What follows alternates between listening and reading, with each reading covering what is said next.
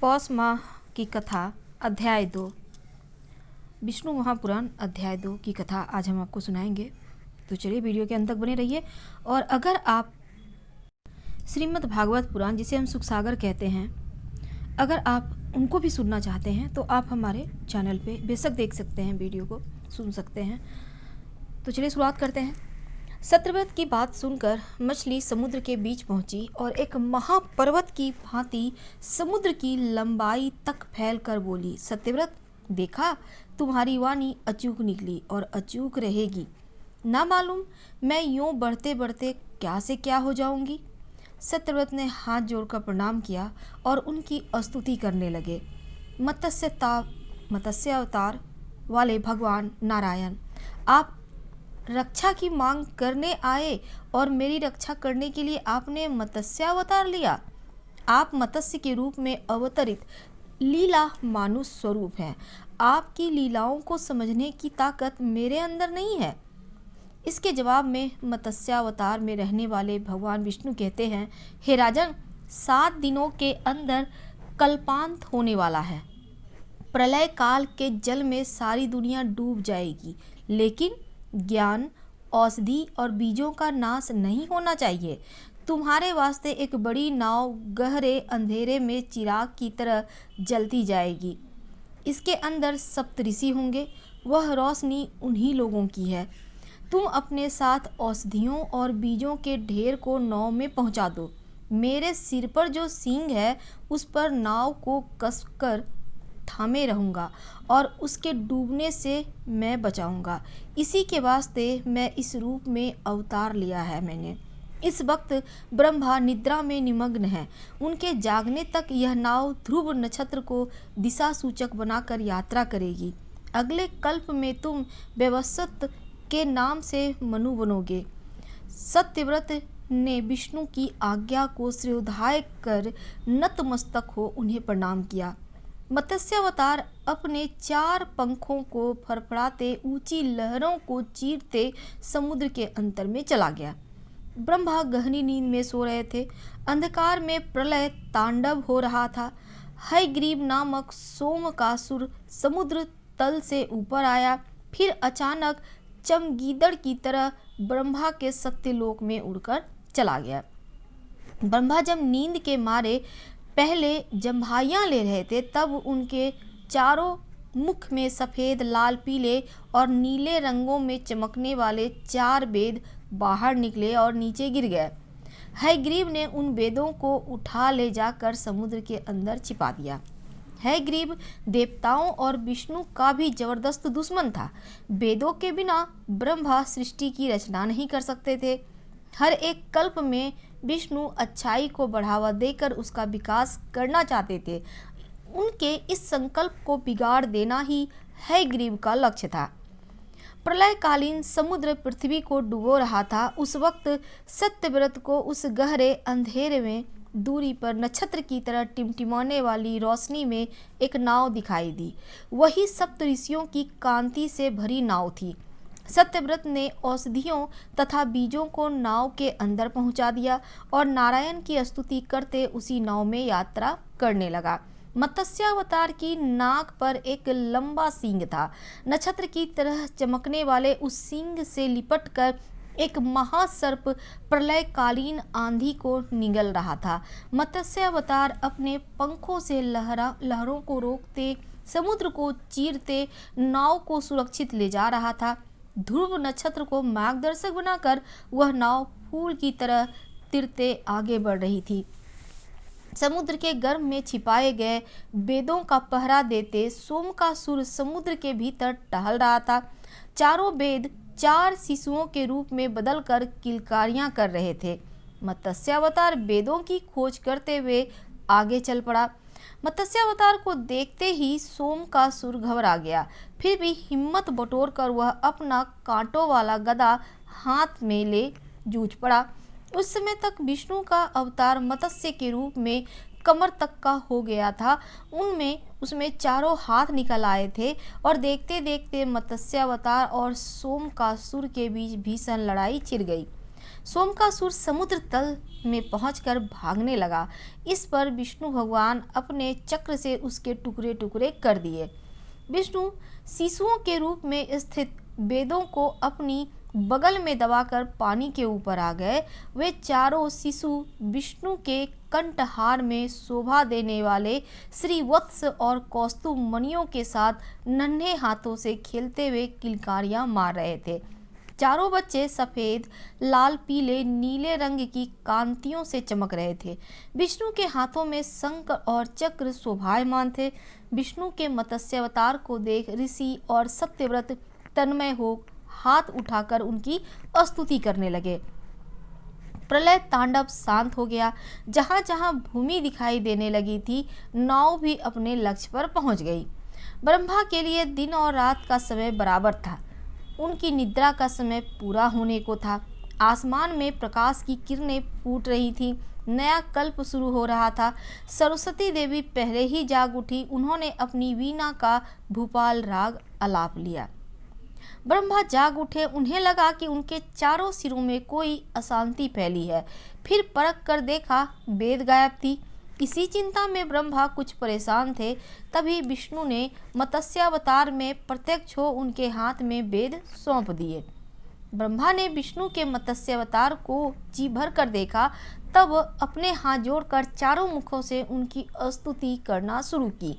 हे नारायण, जो व्यक्ति आपके मत्स्यावतार का ध्यान करता है, उसकी सारी विपदाएं इस तरह टल जाएंगी जैसे प्रलय के रूप में उपस्थित सारी विपदाएं दूर हो जाती है और उनका अज्ञान रूपी अंधकार हट जाएगा।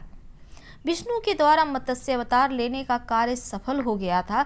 इसीलिए वे अंतर्ध्यान होकर अपने निवास वैकुंठ में पहुँचे।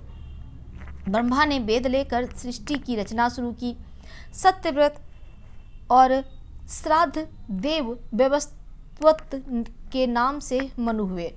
सप्त ऋषि आसमान में अपने अपने स्थानों में पहुंचकर सप्त ऋषि मंडल के रूप में प्रकाशित होते हुए ध्रुव की प्रतीक्षा करते घूमने लगे।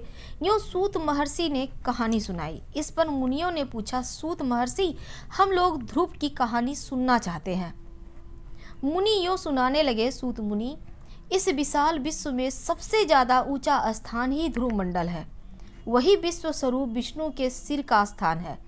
ऐसा ऊंचा स्थान पाने वाले ध्रुव उत्तानपाद नामक एक राजा के पुत्र थे। ध्रुव की माता सुनीता राजा उत्तानपाद की ज्येष्ठ पत्नी थी। सुरुचि छोटी रानी थी। राजा सुरुचि को ज़्यादा प्यार करते थे। एक दिन राजा उत्तानपाद छोटी रानी सुरुचि के पुत्र उत्तम को अपनी जांग पर बिठाकर प्यार जता रहे थे। तभी वहां पर ध्रुव आ पहुंचा। उसके मन में भी पिता की जांग पर बैठने की इच्छा थी। वह बड़ी लालसा से अपने पिता की आंखों में देखता रहा। उस वक्त सुरुचि वहीं पर थी। राजा सुरुचि के डर से ध्रुव को देखकर भी अनदेखा सा कर गए। ध्रुव ने सोचा कि उसके पिता उसको भी अपने छोटे भाई के तरह अपनी जांग पर बिठाएंगे, पर ऐसा ना होते देख उसे रोना आया। उसके गालों पर आंसू मोती की जैसे चमक उठे। ध्रुव की हालत देख सुरुचि खिलखिलाकर हंस पड़ी और बोली, अरे बदकिस्मत के बच्चे, चाहे तुम जिंदगी भर तपस्या क्यों ना करो, मेरे पुत्र के समान तुम्हें अपने पिता की जांग पर बैठने का भाग्य प्राप्त नहीं होगा। मेरे पेट में पैदा होंगे तभी तुम्हें यह सौभाग्य प्राप्त होगा। हाँ, तुम तो जब देखो नारायण का कीर्तन करते रहते हो। अब तपस्या करके उसी नारायण से पूछ कर देखो, कहीं वे तुमको ऐसा सौभाग्य प्रदान कर सकते हैं या नहीं। यूँ सुनीता ने ध्रुव का मजाक उड़ाया। बालक ध्रुव का मन कचोट उठा। उसका दुख उमड़ पड़ा। उसका क्रोध खौल उठा। उसके मन में सुरुचि की हत्या करने की इच्छा जगी, लेकिन दूसरे ही क्षण उसे सुरुचि एक उत्तम उपदेशिका सी लगी। मानो यह सलाह देती हो, बेटा नारायण पर विश्वास करो, तपस्या करो। तब ध्रुव को लगा कि उत्तम कुमार ऐसे महान उपदेश पाने का सौभाग्य न रखने वाला एक अभागा है। राजा उत्तानपाद उसे अंधेर रूपी जाल में फंसकर छटपटाने वाले हिरन जैसे लगे। इसके बाद ध्रुव ने सुरुचि को इस प्रकार प्रणाम किया जैसे गुरु का उपदेश पाने के बाद शिष्य गुरु को प्रणाम करता है। तब वहाँ से वह चल पड़ा।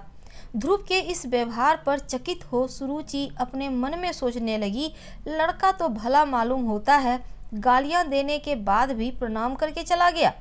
प्रणाम ना करे तो करेगा ही क्या?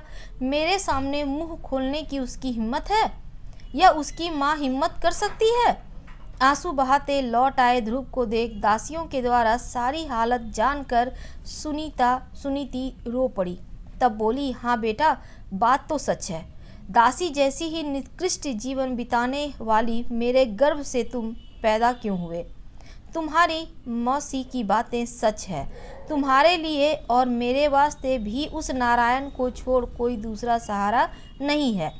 अपनी माता की बातें सुनने पर ध्रुव के मन को शांति मिली और बोला, माँ, मैं तपस्या करने जा रहा हूँ, मुझे कृपया आशीर्वाद दो। क्या बोला? तुम तपस्या करोगे? तब तो नारायण से सुरुचि के गर्भ से पैदा होने का वर मांग लेना। सुनीता ने कहा, माँ, ऐसी बातें अपने मुंह से ना निकालो। मैं तुम्हारा पुत्र हूँ। हमें कभी अपने को छोटा मानना ही नहीं चाहिए। यह तो आत्महत्या के समान है। मैं यह साबित करना चाहता हूँ कि ध्रुव की माता कैसी भाग्यशालिनी है। दिशाहीनों के लिए दिग्दर्शक बनने का वर मैं नारायण से मांगूंगा। और यह कहकर ध्रुव उसी वक्त घर से निकल पड़ा। रास्ते में नारद मुनि से बालक ध्रुव की मुलाकात हुई। नारद जी ने पूछा, हे ध्रुव कुमार, लगता है तुम खेलने के लिए चल पड़े हो।